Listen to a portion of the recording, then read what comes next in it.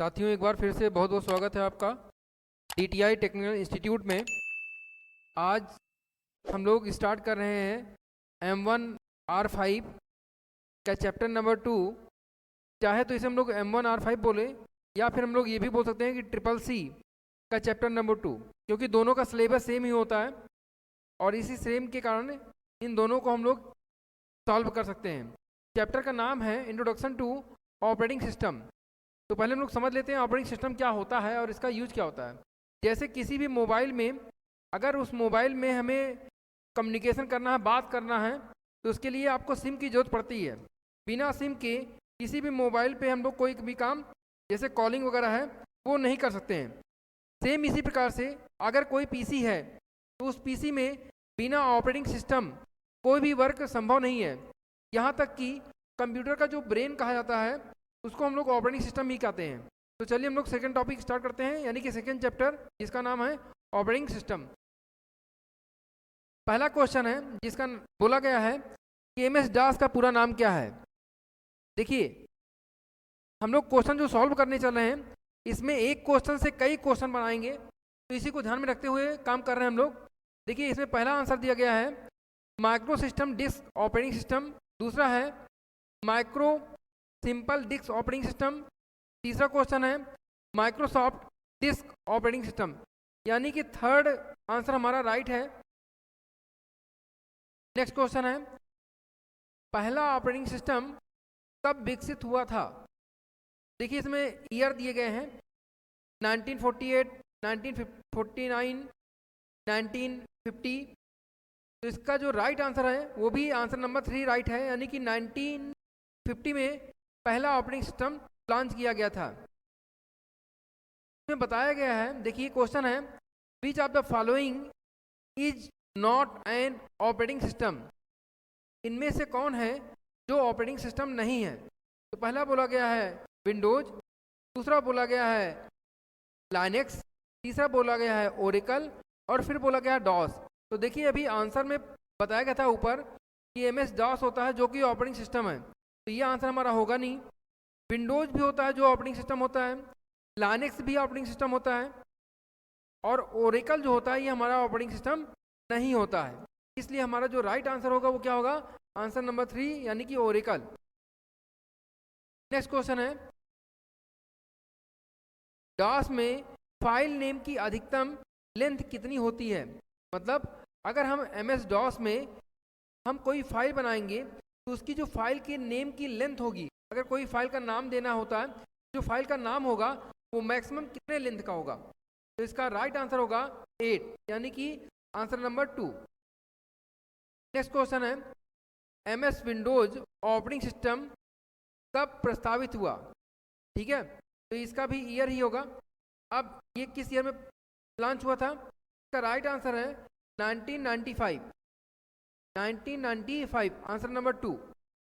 Next लिखा हुआ है कमांड इंटरप्रेटर को और क्या कहते हैं। देखिए, कमांड इंटरप्रेटर क्या होता है, जहाँ पे हम लोग कमांड का यूज करते हैं। जैसे हम लोग डॉस यूज करते हैं तो डॉस में जो भी काम होता है वो सारा काम कमांड के बेस पे होता है। तो जो कमांड होता है वो कुछ इस तरह से दिखाई देता है, वहाँ पे C या D लिखा होगा और स्लैश बना होगा, इस पूरे को हम लोग बोलते हैं कमांड।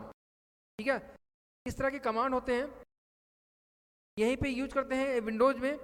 बोला गया क्वेश्चन कमांड इंटरप्रेटर को क्या कहते हैं। बोला गया कर्नल या कमांड या सेल या प्रॉम्प्ट। तो जो इसको हम लोग बोलते हैं उसे क्या बोलते हैं, सेल बोलते हैं। नेक्स्ट क्वेश्चन है निम्नलिखित में से नोटपैड का एक्सटेंशन क्या है। अब क्वेश्चन ये होता है एक्सटेंशन क्या होता है। जब कोई फाइल हम बनाते हैं किसी भी सॉफ्टवेयर पर, तो फाइल का कोई भी नाम देते हैं सेव करते समय हम लोग। जैसे मान लीजिए मैंने कोई फाइल बनाई MS वर्ड पे या नोटपैड पे या वर्ड पैड पे, कहीं फाइल बनाई। अगर मैंने फाइल बनाई है वर्ड में, तो फाइल बना के जब उसको हम लोग सेव करेंगे तो कोई नाम देंगे। मैंने नाम लिखा अगर ABC, अगर मैं ABC लिख के जैसे उसको सेव कर दूंगा, ऑटोमेटिक उसके लास्ट में .docx ऑटोमेटिक ऐड हो जाएगा, जुड़ जाएगा। तो ये जो नाम ऐड हो रहा है इसी नाम को हम लोग क्या बोलते हैं, एक्सटेंशन नेम। वही क्वेश्चन पुट अप किया गया है कि अगर आप कोई फाइल नोटपैड पे बनाते हैं तो उसका एक्सटेंशन नेम क्या होगा। तो देखिए, जो TXT होता है वही नोटपैड का एक्सटेंशन नेम होता है। जो XLS होता है ये एक्सेल का होता है, और जो PPT होता है वो पावर पॉइंट का होता है। BMP जो होता है वो बिट मैप फाइल के लिए होता है। तो आंसर हमारा राइट क्या होगा? Answer number 1। नेक्स्ट क्वेश्चन है, फैट का पूरा नाम क्या होता है? तो देखिए पहले ये क्वेश्चन समझिए कि फैट होता क्या है। जो हमारी हार्ड डिस्क होती है, जैसे मान लीजिए 1 TB 2 TB या SSD में होती है, तो इस हार्ड डिस्क को हम लोग लॉजिकली डिवाइड करते हैं, जिसे हम लोग बोलते हैं फाइल सिस्टम। क्या बोलते हैं? File system. इसको डिवाइड करने के 2 तरीके होते हैं। एक का नाम होता है NTFS, क्या बोलते हैं? NTFS, और दूसरे का नाम होता है फैट। ठीक है, तो जो फैट होता है वो ओल्ड वर्जन हो गया, पुराना हो गया। अब जो काम होता है वो किसके द्वारा होता है? NTFS के द्वारा होता है, फैट के द्वारा नहीं होता है। लेकिन क्वेश्चन पुट अप किया गया है कि फैट का पूरा नाम क्या होता है, तो इसका आंसर होगा फाइल एलोकेशन टेबल, यानी कि आंसर नंबर 4। ठीक है, नेक्स्ट क्वेश्चन है, केवल जरूरत पड़ने पर पेज को मेन मेमोरी में स्वैप कराना क्या कहलाता है? अगर कोई जरूरत पड़ गई है और पेज को मेन मेमोरी में स्वैप कराना होगा तो उसे हम लोग क्या बोलते हैं? ठीक है, इसमें बोला गया है, आदमी कंफ्यूज हो जाता है, बच्चे कंफ्यूज हो जाते हैं कि स्वैपिंग होगा या बफरिंग होगा या पिंगिंग होगा, पैंगिंग होगा या डिमांड पैंगिंग। तो आंसर जो हमारा राइट होगा वो क्या होगा? Answer number 4, demand paging. Next question है, बूटिंग मीन्स क्या होता है? बूटिंग का मतलब क्या होता है? तो बूटिंग का मतलब होता है कि जब कंप्यूटर को कभी आप कंप्यूटर को दोबारा स्टार्ट करते हैं तो उसे हम लोग क्या बोलते हैं? Booting process. ठीक है, तो यहाँ पे लिखा हुआ टर्न ऑफ, ये गलत होगा आंसर। कंप्यूटर को दोबारा स्टार्ट करते हैं करना, इसी को हम लोग क्या बोलते हैं? बूटिंग। नेक्स्ट क्वेश्चन है, बायोस का उपयोग किया जाता है, बायोस इज यूज्ड। बायोस का यूज कहाँ किया जाता है? तो पहले बायोस का पूरा नाम समझ लेते हैं। बायोस का पूरा नाम होता है बेसिक इनपुट आउटपुट सिस्टम। क्या बोलते हैं? Basic input output system. देखिए जो हमारी बूटिंग होती है, बूटिंग में 3 स्टेप होते हैं। एक का नाम होता है पोस्ट, क्या बोलते हैं? पहले को बोलते हैं पोस्ट, दूसरे को बोलते हैं बायोस BIOS, और तीसरे को हम लोग बोलते हैं BSL। क्या बोलते हैं? BSL। यही 3 स्टेप होते हैं हमारे सिस्टम। जब हम लोग ऑन करते हैं या बूटिंग करते हैं तो हमारे 3 स्टेप होते हैं। उन्हीं में से एक को पूछा गया है कि बायोस का यूज क्या होता है, तो इसका आंसर क्या होगा? देखिए इसमें क्वेश्चन तो दिए गए हैं, इसमें बोला गया है एप्लीकेशन सॉफ्टवेयर द्वारा, तो एप्लीकेशन के द्वारा तो होगा नहीं इसका यूज, क्योंकि सिस्टम जब हमारा ऑन होता है तो बूटिंग करता है, तो उसमें एप्लीकेशन का तो यूज होता है नहीं, कोई काम ही नहीं होता। फिर बोला गया है ऑपरेटिंग सिस्टम द्वारा, ये राइट आंसर होगा। क्यों? क्योंकि जब हमारा सिस्टम ऑन होता है तो जो हमारा ऑपरेटिंग सिस्टम होता है वही सारी चीज़ें हैंडल करता है, यानी कि इनपुट या आउटपुट का जो भी मैनेजमेंट करता है वो सारा काम कौन करता है? Operating system. तो आंसर हमारा सेकंड राइट होगा। इंटरप्रेटर या फिर कंपाइलर का यूज हम लोग लैंग्वेज में करते हैं। जब हम लोग लैंग्वेज को रन कराते हैं, डिबग कराते हैं, तो हम लोग उसमें इंटरप्रेटर या कंपाइलर का यूज करते हैं। तो ये आंसर राइट नहीं होगा, आंसर राइट हमारा सेकंड वाला होगा, ऑपरेटिंग सिस्टम के द्वारा। नेक्स्ट क्वेश्चन है, where is a file stored after it is deleted. इसका मतलब है फाइल को डिलीट करने के बाद वह कहाँ स्टोर होता है। तो आप लोग फट से इसका आंसर बता सकते हैं। आंसर बताएंगे फटाक से, रिसाइकिल बिन, एकदम सही है। लेकिन कभी कभी ये भी पूछा जाता है कि जब किसी भी फाइल को विंडोज की के साथ शिफ्ट के साथ, जब कभी भी फाइल को शिफ्ट के साथ डेल की प्रेस कर देते हैं तो क्या रिसाइकिल बिन में जाएगी? नहीं, रिसाइकिल बिन में फाइल नहीं जाएगी, वो परमानेंट डिलीट हो जाएगी। एक टॉपिक और भी ऐसी से क्वेश्चन बनाइए कि जो विंडोज होता है उसमें तो रिसाइकिल बिन होता है, लेकिन जो हमारे लाइनक्स के सॉफ्टवेयर होते हैं उसमें रिसाइकिल बिन नहीं होता है। यानी कि जब उसमें हम कोई भी चीज़ डिलीट करेंगे तो ऑटोमेटिक डिलीट हो जाएगा, वो रिसाइकिल बिन में जाएगा ही नहीं। देखिए लाइनक्स की बात की तो लाइनक्स का क्वेश्चन भी आपके सामने प्रेजेंट हो गया और आ गया। क्वेश्चन दिया गया है कि लाइनक्स ऑपरेटिंग सिस्टम इज, ठीक है, माइक्रोसॉफ्ट, ओपन सोर्स, विंडोज, इनमें से कोई नहीं। तो देखिए लाइनक्स जो है वो माइक्रोसॉफ्ट का तो नहीं है, ठीक है, ये ओपन सोर्स है। क्या होता है? सॉफ्टवेयर होते हैं वो 2 प्रकार के, एक को हम लोग बोलते हैं ओपन सोर्स और दूसरे को हम लोग बोलते हैं क्लोज सोर्स। तो जो ओपन सोर्स होता है वो फ्री ऑफ कास्ट होता है या उसकी कोडिंग हमें आसानी से अवेलेबल हो जाती है, लेकिन जो क्लोज सोर्स होता है उसकी कोडिंग या वो फ्री ऑफ कास्ट नहीं होता है। तो जो हमारा लाइनक्स होता है वो क्या होता है, ओपन सोर्स होता है। नेक्स्ट क्वेश्चन है, पेज फॉल्ट कब होता है? When does page fault occur? Page fault की ऑप्शन कब आता है, ये ऐसा कब होता है? इसमें क्वेश्चन बताया गया है जब बफरिंग होती है, जब पेज मेमोरी में मौजूद होता है, जब पेज मेमोरी मौजूद नहीं होता है, जब डेड लॉक होता है। ये आंसर कब होता है? इसका आंसर है जब पेज मेमोरी में मौजूद नहीं होता है तो क्या होता है, पेज फॉल्ट अकर होता है। मतलब जब आप प्रिंट आउट निकालते हैं कभी भी और आपको प्रिंट आउट निकालने में पेज फॉल्ट अकर का मैसेज मिले तो इसका मतलब समझ लीजिएगा कि जब पेज मेमोरी में उपलब्ध नहीं होगा तो इस प्रकार के मैसेज आपको मिल जाएंगे। नेक्स्ट क्वेश्चन है, यदि पेज की साइज को बढ़ाना है तो इंटरनल फ्रेगमेंटेशन क्या करना पड़ेगा? ज़्यादा करना पड़ेगा, कम करना पड़ेगा या कांस्टेंट करना पड़ेगा? इनमें से कोई नहीं, क्या करना पड़ेगा बताइए? साइज, जाहिर सी बात है कि जब आपको पेज की साइज बढ़ाना है तो फ्रेगमेंटेशन क्या करना पड़ेगा, बढ़ाना पड़ेगा। ठीक है, आंसर हमारा कौन सही होगा? आंसर हमारा राइट होगा फर्स्ट। नेक्स्ट क्वेश्चन है, निम्नलिखित में से कौन सा सिंगल यूजर ऑपरेटिंग सिस्टम है? Which of the following is a single user operating system? Windows, MS DOS, Mac या इनमें से कोई नहीं। ठीक है, तो देखिए अभी चर्चा की गई थी MS DOS के विषय में। तो जो हमारा DOS होता है वो कैरेक्टर यूजर होता है, उसमें खाली कमांड का वर्क होता है। तो हमारा MS DOS ही होगा जो क्या होगा, सिंगल यूजर होगा। कौन सा यूजर? सिंगल यूजर होगा। नेक्स्ट क्वेश्चन है क्वेश्चन नंबर 17। इसमें बताया गया है निम्नलिखित में से विंडोज में स्टार्ट बटन नहीं होता है। मतलब ऐसा कौन सा ऑपरेटिंग सिस्टम है जिसमें स्टार्ट बटन नहीं होता है? इसमें ऑप्शन दिया गया है विंडोज 7। विंडोज 7 में तो होता है भाई, तो ये आंसर राइट नहीं होगा। फिर बोला गया है विंडोज XP, इसमें भी होता है। फिर बोला गया है विंडोज 8, विंडोज 8 में स्टार्ट बटन नहीं होता। तो आंसर नंबर 3 हमारा क्या होगा, राइट आंसर होगा। फिर नेक्स्ट क्वेश्चन है क्वेश्चन नंबर 18। इसमें बोला गया है निम्नलिखित में कौन सा ऑपरेटिंग सिस्टम एक समय में एक से ज़्यादा प्रोग्राम को सपोर्ट नहीं करता? ठीक है, तो बोला गया है which of the following operating system does not support more than one program at a time? एक समय में केवल एक ही प्रोग्राम वो काम करेगा। तो जाहिर सी बात है, देखिए क्वेश्चन को घुमाया जा रहा है बार बार।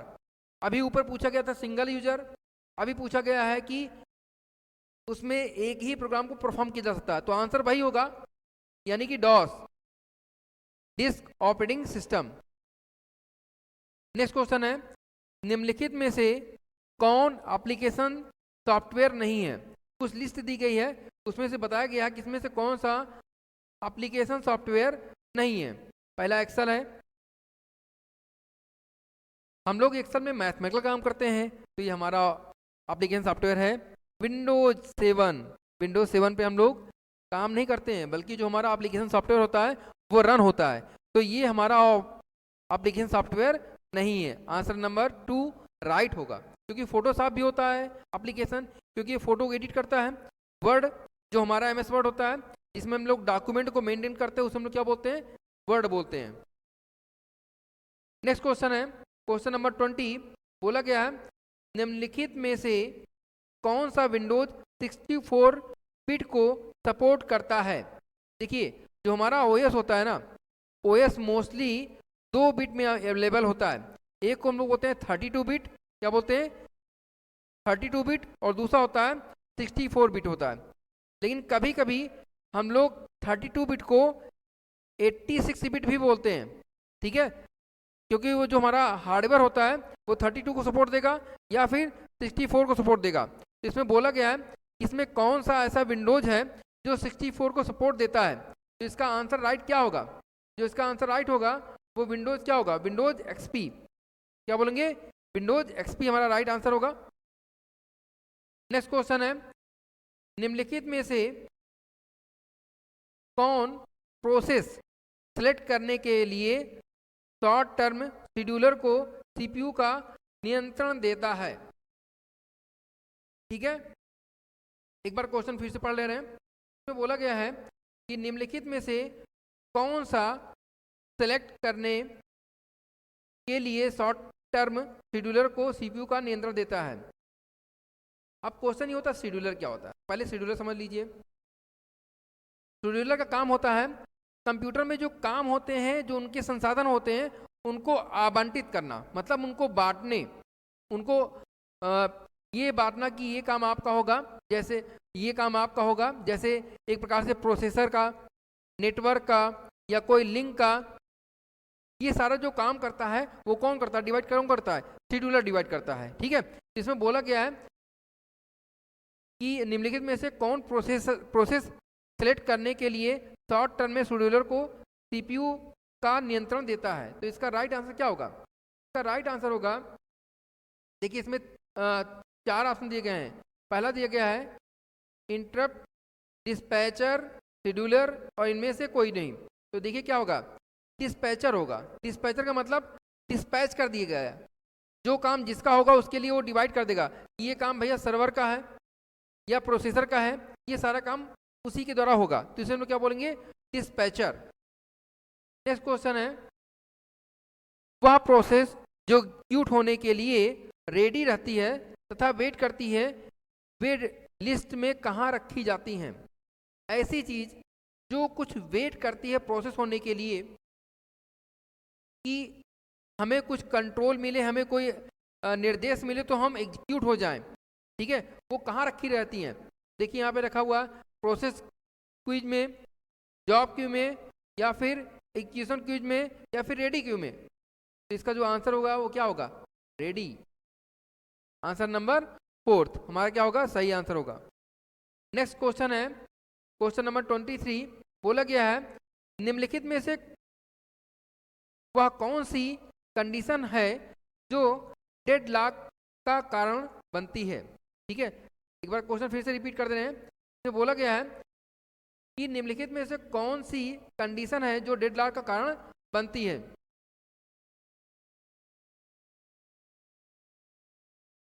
देखिए डेडलॉक क्या होता है, ठीक है, डेडलॉक को बोला गया है कि डेडलॉक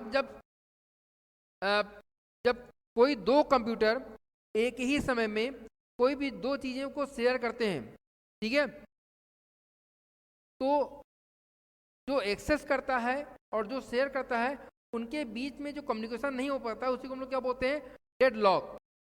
तो उसके कारण क्या बनता है, तो क्वेश्चन बोला गया है, या ऐसे भी आप बोल सकते हैं कि जब एक कंप्यूटर है और एक दूसरे कंप्यूटर को कोई चीज़ शेयर की गई है, मान लो यहाँ पे कोई पर्सन बैठा गया, यहाँ इन्होंने इनको शेयर कर दिया, तो शेयर करने के बाद में वो उसमें परमिशन लगाते हैं कि ये बंदा इसको रीड कर पाए, रीड एंड राइट कर पाए, या एग्जीक्यूट कर पाए, क्या कर पाए। तो इस कंडीशन को हम लोग डेडलॉक भी बोल सकते हैं। ठीक है, तो इसका आंसर क्या सही होगा, इसमें से देखिए क्वेश्चन दिया गया है, no, permission, mutual execution, circular wait, hold and wait, और फिर बोला गया है सभी।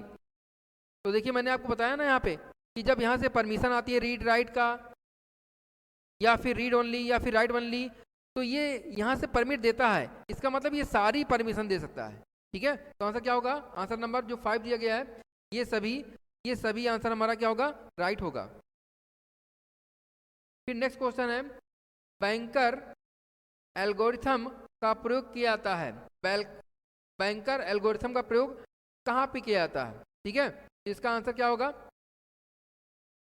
देखिए इसमें बोला गया है डेडलॉक को प्रिवेंट करने के लिए, डेडलॉक को सॉल्व करने के लिए, डेडलॉक रिकवरी के लिए, इनमें से कोई नहीं। तो देखिए जी उसका आंसर राइट होगा, वो आंसर नंबर 1, यानी कि डेडलॉक को प्रिवेंट करने के लिए हम लोग किसका यूज कर सकते हैं, बैंकर्स का। फिर नेक्स्ट क्वेश्चन है, बूटस्ट्रैपिंग को क्या कहते हैं? आंसर दिया गया है cold hot strap, cold boot, cold hot boot या हॉट बूट, क्या बोलते हैं इसको? तो इसका आंसर राइट क्या होगा? Cold boot. नेक्स्ट क्वेश्चन है क्वेश्चन नंबर 26। बोला गया है फेंस रजिस्टर का प्रयोग किया जाता है किसके लिए? डिस्क प्रोटेक्शन के लिए, मेमोरी प्रोटेक्शन के लिए, सीपीयू प्रोटेक्शन के लिए, या इनमें से कोई नहीं।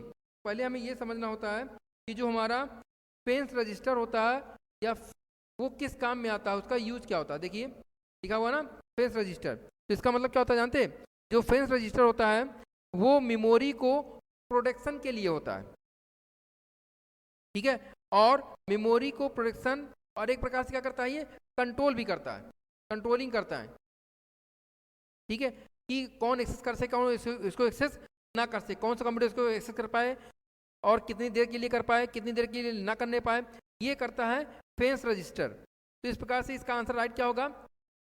इसका राइट आंसर क्या होगा बताइए?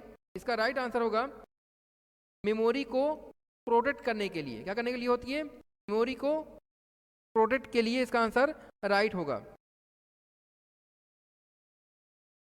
Memory protection. नेक्स्ट क्वेश्चन है FCFS एल्गोरिथम है, FCFS एल्गोरिथम है, इसका पहली बात तो ये बताइए FC और FS का पूरा नाम क्या होगा? पहला क्वेश्चन तो यही है।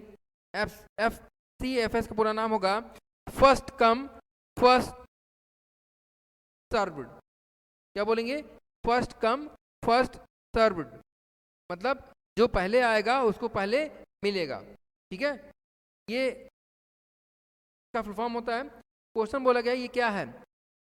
प्रिमिटिव, नॉन प्रिमिटिव, या दोनों, या इनमें से कोई नहीं। तो इसका जो आंसर होगा वो क्या होगा? नॉन प्रिमिटिव, ठीक है। नेक्स्ट क्वेश्चन है निम्नलिखित में से कौन रनिंग प्रोसेस को इंटरप्ट नहीं करता? शेड्यूलिंग, या प्रोसेस, या टाइम इंटरप्ट, या पावर फेल्योर, या डिवाइस। इनमें से कौन है जो हमारे रनिंग प्रोसेस को इंटरप्ट नहीं करता? तो जो हमारी रनिंग कंडीशन होती है इनको इंटरप्ट करने के लिए देखिए डिवाइस का कोई मतलब ही नहीं होता है। इंटरप्ट करने वाली ये सब हैं, शेड्यूलर है, टाइमर है, या पावर फेल्योर है, ये सब इंटरप्ट कर सकते हैं लेकिन डिवाइस नहीं कर सकते। तो आंसर राइट क्या होगा? डिवाइस। नेक्स्ट क्वेश्चन है निम्नलिखित में से वह कौन सी एल्गोरिथम है जिससे उस प्रोसेस को सीपीयू पहले एलोकेट किया जाता है, जिस प्रोसेस की रिजल्ट पहले आता है, तो क्या बोलते हैं हम लोग, तो क्या कहा जाता है? अभी मैंने बताया था first come first served scheduling, FCFS, उसी को बोला जाता है। नेक्स्ट क्वेश्चन है निम्नलिखित में से कौन रनिंग प्रोसेस को ब्लॉक कर सकता है? डाउन, रीड, फॉर्क, या सभी? ये सभी आंसर सही है, यानी कि क्या आंसर सही होगा? ये सभी। फिर बोला गया है ऑपरेटिंग सिस्टम मैनेज क्या करता है? मेमोरी को, प्रोसेस को, या इनपुट आउटपुट को, या सभी को? तो आंसर हमारा क्या होगा? वो मेमोरी को भी मैनेजमेंट करता है, प्रोसेस को भी करता है, आउटपुट को भी करता है। तो आंसर हमारा क्या राइट होगा? 4 नंबर। नेक्स्ट क्वेश्चन है हार्डवेयर और यूजर प्रोग्राम के बीच कंप्यूटर सिस्टम कौन सी परत होती है? मतलब which layer of the computer system is between the hardware and the user programming. इसमें बोला गया है कि कौन सी लेयर होती है जो हार्डवेयर और यूजर के बीच में होती है। तो बोला गया है operating environment, operating system, system environment, या नन ऑफ दीज। तो इसका राइट आंसर क्या होगा? जो हमारा ऑपरेटिंग सिस्टम होता है यही इन्वायरमेंट को बनाता है, ठीक है। तो आंसर क्या होगा? Operating system. नेक्स्ट क्वेश्चन है विंडोज एक्सपी विंडोज 7 में हाइबरनेट का क्या अर्थ है? मैं समझाता हूँ हाइबरनेट क्या होता है। जब सिस्टम की स्टार्ट बटन पे आप क्लिक करते हो तो वहाँ पे बहुत सारे ऑप्शन मिलते हैं, जैसे शट डाउन, या फिर रीस्टार्ट, या फिर होता लॉग ऑफ, या फिर होता है स्विच यूजर, और फिर ऑप्शन पूछता है हाइबरनेट। क्या बोलता है? हाइबरनेट। तो हाइबरनेट क्या होता है? हाइबरनेट का मतलब होता है कि जब आप कंप्यूटर पे काम कर रहे हो और काम करते करते कहीं ज़्यादा दूर पे पहुंच गए हो, मतलब फाइल के अंदर फाइल, फाइल के अंदर फाइल, कई सारी फाइल आपने ओपन कर लिया, और अगर अब आप सिस्टम को बंद करेंगे तो ऑटोमेटिक सिस्टम तो आपको बंद हो जाएगा, लेकिन जब आप दोबारा उस फाइल को खोलना चाहेंगे तो इतनी दूर निकल गए थे आप कि उस फाइल को आप ढूंढ नहीं पाएंगे। आप ये चाहते हैं कि मैं जब सिस्टम दोबारा खोलूं तो ये फाइल मुझे खुली मिले, मुझे ढूंढना ना पड़े। तो इसके लिए हम लोग क्या यूज कर सकते हैं? हाइबरनेट का यूज कर सकते हैं। ठीक है, इसे हम लोग क्या बोलते हैं? हाइबरनेट। तो इसका आंसर क्या होगा भैया? देखिए बोला गया है restart the computer is safe mode, restart the computer in Haber mode. फिर लिखा हुआ है shut down the computer running terminating all the programme application, ये भी सही नहीं होगा। फिर लिखा हुआ है shut down the computer without closing the running application. भाई तभी वो खुलेगा जब उसे क्लोज कर दोगे तो खुलेगा थोड़ी। आप जिस प्लेटफॉर्म पे थे उसी प्लेटफॉर्म पे सिस्टम पे जाके हाइबरनेट लगा दो, सिस्टम आपका बंद हो जाएगा, पावर आप बंद कर दीजिए। जब आप दोबारा कभी भी सिस्टम को ऑन करेंगे तो वो फाइल आपको खुली मिलेगी। तो आंसर नंबर 4 हमारा क्या होगा? राइट आंसर होगा। नेक्स्ट क्वेश्चन है क्वेश्चन नंबर 34। बोला गया है ओएस अपग्रेड करते समय पहला कदम क्या होना चाहिए? मतलब जब हम कभी भी ओएस को अपग्रेड करते हैं तो सबसे पहला कदम क्या होना चाहिए? तो देखिए डिलीट ओल्ड ऑपरेटिंग सिस्टम नहीं, बैकअप ओल्ड ऑपरेटिंग सिस्टम नहीं, बैकअप क्रिटिकल डेटा, हाँ यही मेन काम होना चाहिए। जो आपके क्रिटिकल डेटा हो उसको क्या करना चाहिए? बैकअप ले लेना चाहिए।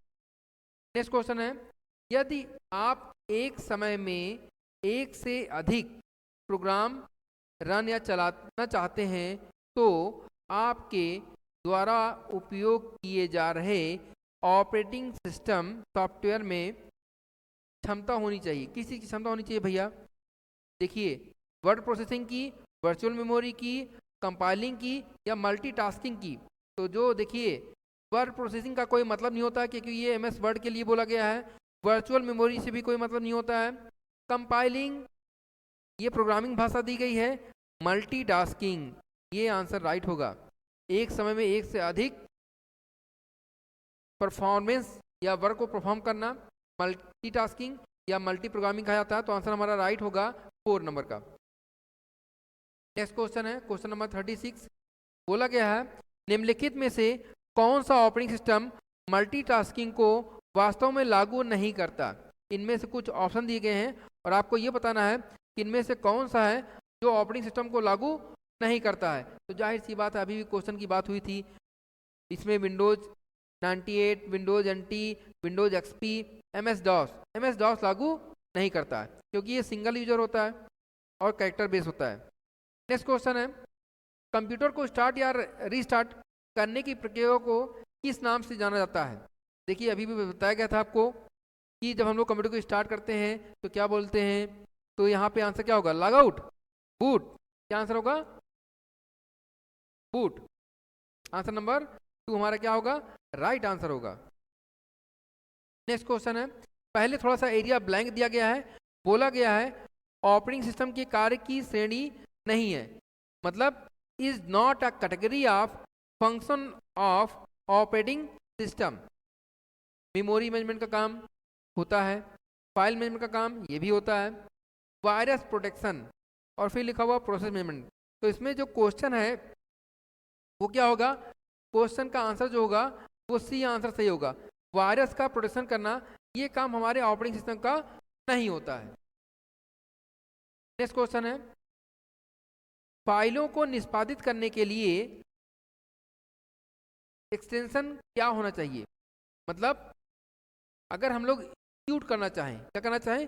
फाइल को एग्जीक्यूट करना चाहिए, तो उसके लिए हमारे जो फाइल का एक्सटेंशन होना चाहिए वो क्या होना चाहिए? तो आंसर होगा हमारा डॉट बैट या exe या .com। क्या होना चाहिए भैया?